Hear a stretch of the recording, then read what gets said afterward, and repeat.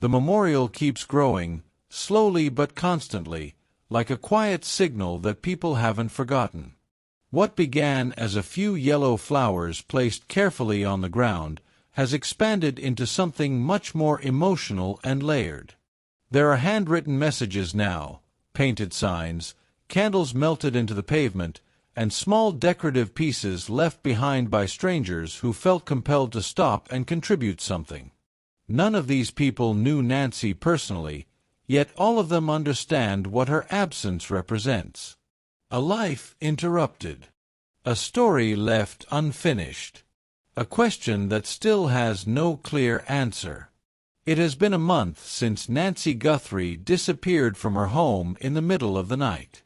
An 84-year-old woman, deeply loved by her family, living a quiet and routine life, suddenly gone without a trace. Cases like this always carry a certain level of fear, but this one feels different. Not just because of her age, not just because of the circumstances, but because of how quickly things stopped making sense. In the weeks following her disappearance, her family did what families always do in these situations. They held on to hope. They spoke publicly, asked for help, thanked people for their prayers, and tried to believe that somehow she would come back. But as time passed, the tone of those messages began to change. It wasn't dramatic. It wasn't sudden. It was subtle, almost unnoticeable unless you were really paying attention. Words that once carried certainty began to include doubt. Phrases that once expressed confidence began to acknowledge uncertainty. At one point, her daughter stood in front of a camera and said something that no one ever wants to hear from a family member of a missing person. She said that her mother might already be gone. Not in a way that sounded like giving up, but in a way that sounded like preparing for a reality she didn't want to accept. That moment mattered. Because families don't say things like that unless something inside them has shifted. To understand why that shift happened, you have to look at the timeline of events, not emotionally, but logically. Nancy was last seen late at night when she was dropped off at her home. Everything appeared normal. There were no immediate signs of danger, no visible disturbance, nothing that would suggest something was about to happen. But then, in the early hours of the morning, things started to change. Her doorbell camera, which should have been recording everything happening outside her home, suddenly stopped working. It wasn't a technical failure. It was disabled. That detail alone raises serious questions, because it suggests intent. Someone didn't want to be seen. Shortly after that, another critical event occurred. Her pacemaker, a device that monitors heart activity and transmits data, stopped syncing with her phone. That moment is incredibly important because it provides a timestamp. Investigators believe that this is the point when she was taken. By the next morning, when she failed to show up for church, something she never missed, her family immediately knew that something was wrong. This wasn't a case of someone deciding to go somewhere without telling anyone. This was completely out of character. Within hours, she was reported missing, and the search began. At first, the idea of a kidnapping for ransom seemed like a possible explanation. It's a common assumption in cases where someone is taken from their home under suspicious circumstances. But very quickly, that theory started to fall apart. Because if someone were planning a ransom kidnapping, they would typically choose a target who could be held for an extended period of time. Someone whose survival would allow for negotiation, pressure, and eventual payment. Nancy did not fit that profile. She was elderly. She had medical conditions. She relied on daily medication to stay alive. This is not the kind of person someone would logically choose if their goal was to keep a victim alive long enough to demand money. That contradiction is one of the first major cracks in the narrative of this case. The medical aspect alone introduces a harsh reality. Nancy required medication every single day. Not occasionally, not when needed, but consistently. According to available information, missing even 24 hours of that medication could have serious consequences, potentially fatal. That detail changes everything, because it places a strict limit on how long she could survive without proper care. Now consider how much time has passed. Weeks. That alone forces investigators and anyone following the case to confront a possibility that is extremely difficult to accept. Not because it feels right emotionally, but because it aligns with the facts. An experienced law enforcement professional, someone who has spent years working on cases involving missing persons, reviewed the publicly available details of this case. He is not officially part of the investigation, and he does not have access to confidential information. But what he does have is experience, and in cases like this, experience matters. Patterns repeat themselves. Certain timelines appear again and again. Certain outcomes become more likely based on how events unfold. Based on that experience, he made an assessment that caught people's attention. He suggested that the probability of Nancy still being alive was extremely low. Not impossible, but unlikely. His reasoning was not based on emotion or speculation. It was based on patterns observed over years of similar cases. One of the most critical aspects of those patterns is the first 72 hours. In cases involving abduction, that window is often the most important. If a victim is not found within that time frame, the chances of survival begin to decrease significantly. Now combine that general pattern with Nancy's specific medical condition, and the situation becomes even more concerning. If she was taken without access to her medication, then the timeline becomes even shorter. That leads to a conclusion that many people don't want to consider, but one that cannot be ignored.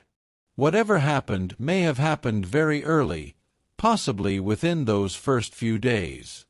As the investigation continued, ransom messages began to appear. Demands for money, large amounts, were communicated through various channels. Deadlines were set. Threats were implied. On the surface, this seemed to support the kidnapping theory. But once again, something didn't feel right. There was no proof of life. No evidence that Nancy was still alive during these communications. In real ransom situations, proof of life is one of the most important tools used by kidnappers. It reassures the family that the victim is still alive and creates pressure to comply with demands. That didn't happen here. The communication itself also lacked consistency. It didn't follow a clear strategy. It didn't escalate in a predictable way. Instead, it felt disorganized, almost disconnected. That raises a very serious question. What if the person sending the messages was not the same person who took her? Or even more troubling, what if they knew she was already gone? If that were the case, then the ransom messages were not part of a negotiation. They were an attempt to take advantage of a situation, to exploit a family's fear and desperation for financial gain. At some point, the investigation began to shift. Not in a way that was publicly announced, but in a way that could be observed through actions and decisions. The focus started to move away from the idea of a rescue and toward the possibility of recovery. That shift is not about giving up. It is about adapting to the reality of the situation. Investigators began asking different questions. Instead of focusing on how to bring her back safely, they started focusing on where she might be and what might have happened to her. That change in perspective affects everything, from how resources are allocated to how search efforts are conducted. One of the most significant aspects of the expert analysis in this case is the geographical factor. Based on patterns observed in similar cases, victims are often found relatively close to the location where they were taken. Not miles and miles away, but within a limited radius. The reasoning behind this is practical. Moving a victim, especially over long distances, requires planning, resources, and risk. In many cases, perpetrators do not go far. The estimate provided suggests that she is likely within a few miles of her home. That area includes difficult terrain, places that are not easy to search thoroughly, areas where something could remain hidden for an extended period of time. This brings up another important question. If she is that close, why hasn't she been found? The answer is complicated. The terrain itself is challenging. Certain environments make it incredibly difficult to locate anything, even with organized search efforts. There are areas where visibility is limited, where access is restricted, and where a search team could pass very close to something without noticing it. Another factor is the way the search was conducted in the early stages. When a case is initially treated as a potential kidnapping for ransom, the focus is on finding a living victim. That means resources are directed toward tracking communications, analyzing digital evidence, and pursuing leads that could lead to a rescue. If the situation changes later, it can mean that earlier efforts were not aligned with the actual outcome. This is not a failure. It is a reflection of how these cases have to be handled. When there is even a small chance that a victim is alive, that possibility has to be prioritized. As time passes, the need for answers becomes stronger. The uncertainty becomes harder to carry.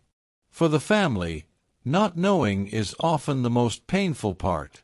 Because without answers, there is no closure. Only questions that keep repeating. The investigation is still active. The reward remains in place. The hope for information has not disappeared. Because in cases like this, answers often come from unexpected places.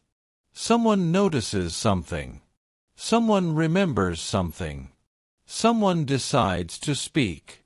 At the center of all of this is a simple truth. Nancy Guthrie was a real person. She had a life, a routine, people who cared about her deeply. She was not just a name in a report or a headline in a story. She was someone who mattered. And regardless of how this case ends, one thing remains certain. She deserves to be found. Her family deserves to know what happened. And the person responsible, whoever they are, should not be allowed to remain hidden behind silence and uncertainty. Because cases like this do not simply fade away. They stay with people. They leave questions behind. And eventually, those questions demand answers. As the days turned into weeks, the investigation began to reveal more through its silences than its statements. There were no dramatic breakthroughs, no sudden arrests, no confirmed sightings that led anywhere meaningful. Instead, what emerged was a pattern of absence, of things that should have happened but didn't. And in missing person cases, those absences often speak louder than any evidence. The house itself became a central point of focus in the early stages. It was the last confirmed place where Nancy was alive, the last location tied directly to her routine. Investigators processed it carefully, examining every detail, every surface, every possible trace that could explain what had occurred. And while officials did not release everything publicly, one detail stood out immediately. There were signs of disturbance. Enough to suggest that whatever happened was not peaceful, not voluntary, and certainly not planned by Nancy herself. But then something significant happened, something that doesn't always make headlines, yet carries enormous meaning. The home was eventually returned to the family. To someone unfamiliar with investigative procedures, this might not seem important. But in reality, it is one of the clearest signals that a case has shifted direction. Law enforcement does not release a primary scene until they are confident that it no longer holds the answers they need. It means the focus has moved elsewhere. It means whatever happened inside that house has already been understood, at least to a certain extent. And more importantly, it suggests that the answers are no longer expected to be found there. This shift aligns with something else that changed quietly: the language used by both investigators and the family. In the beginning, everything centered around bringing Nancy home safely. Every message, every appeal, every public statement was built around that hope. But over time, the wording evolved. It became more careful, more layered. One particular phrase began to appear more frequently: rescue or recovery. At first glance, those words might seem interchangeable. But they are not. In the context of an investigation, they represent two entirely different outcomes. Rescue implies life. Recovery implies the opposite. Including both in public communication is not accidental. It is deliberate, often advised by legal and investigative teams. It reflects an acknowledgement that both possibilities must now be considered equally. For the family, using that language is incredibly difficult. It means holding on to hope while simultaneously preparing for the worst. It means living in a space where certainty does not exist, only possibilities, some of which are too painful to fully accept. Meanwhile, outside the emotional weight carried by the family, investigators continued to analyze the case from a practical standpoint. And one of the most challenging aspects they faced was the question of distance. Where could Nancy be? As discussed earlier, experienced professionals often rely on patterns when direct evidence is limited. One of the most consistent patterns in cases like this is proximity. Contrary to what people might expect, victims are rarely transported long distances unless there is a specific reason or a high level of planning involved. In many situations, especially those that are unplanned or poorly executed, the location remains close to the point of abduction. This is not just theory. It is supported by years of data. Applying that pattern to this case leads to a focused search area, a radius extending only a few miles from Nancy's home. But within that radius lies a complex and difficult environment. Not open, easy-to-search land, but terrain that presents serious challenges. Areas where visibility is limited, where access is restricted, and where natural features can conceal things effectively. Search teams did cover large portions of this area. They used trained personnel, equipment, and even specialized units designed to locate missing individuals. But even the most thorough search has limitations. No operation can guarantee that every inch of land has been examined with equal depth. And in certain environments, it is entirely possible for something to remain undiscovered, even when it is relatively close. This reality creates a frustrating paradox. The answer may not be far away, yet it remains out of reach.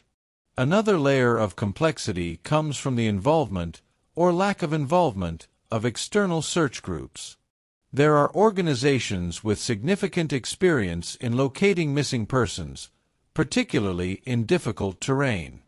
Some of these groups have had remarkable success in cases where official efforts struggled. In this situation, at least one such group expressed interest in assisting. However, due to jurisdictional and procedural reasons, they were not allowed to participate. This decision is not necessarily unusual. Law enforcement agencies operate within strict protocols, especially in active investigations. Allowing outside groups to participate can introduce complications related to evidence handling, legal responsibility, and coordination. Still, it highlights an important point. Even when additional help is available, it cannot always be utilized. As the investigation continued, attention returned once again to the ransom communications. Because despite all the focus on location and timeline, one question still lingered: were those messages ever real? In legitimate ransom cases. Now, after weeks of searching, analyzing, and waiting, the case has reached a point where clarity is still missing, but direction is not. There is a growing understanding of what likely happened, even if the exact details remain unknown. And that understanding is shaping the next phase of the investigation. The focus has shifted fully toward finding answers rather than possibilities. This does not mean hope is gone. Hope, in cases like this, does not disappear completely. It changes form. In the beginning, hope is about survival, about rescue, about bringing someone home alive. But as time passes and evidence begins to point in a different direction, hope becomes something else. It becomes about truth, about closure, about ending the uncertainty that has taken over everything. For Nancy's family, this shift is deeply personal. Every day without answers adds another layer of weight. Every unanswered question becomes harder to carry. And yet, they continue to speak, to ask, to hope, not just for a miracle, but for clarity. Investigators are now working backward. Instead of asking where Nancy is in a way that assumes she can be rescued, they are asking where she might be based on what likely happened in those first critical hours. This approach changes the type of evidence they prioritize. It changes the way they interpret timelines. It changes the entire strategy. Digital evidence remains a key component. Every message, every signal, every interaction connected to the case is being examined. Not just for what it shows directly, but for what it might reveal indirectly. Patterns in communication. Inconsistencies. Small details that could point to a person, a location, or a sequence of events. At the same time, physical search efforts continue, though they may look different than they did in the beginning. Instead of wide, urgent sweeps aimed at locating a living person, the focus becomes more targeted, more precise. Areas that may have been searched before are revisited with a different perspective. Because context matters. What you are looking for changes how you look. One of the most difficult aspects of this stage is that progress can be invisible. There may not be updates. There may not be public developments. But that does not mean nothing is happening. Investigations often move quietly, especially when they reach a point where every detail matters and every mistake could have consequences. The reward remains in place, and it plays a crucial role. Not just as an incentive, but as a signal. It tells people that information still matters. That even the smallest detail could make a difference. That someone, somewhere, might know something without realizing how important it is. In many cases, the breakthrough does not come from advanced technology or complex analysis.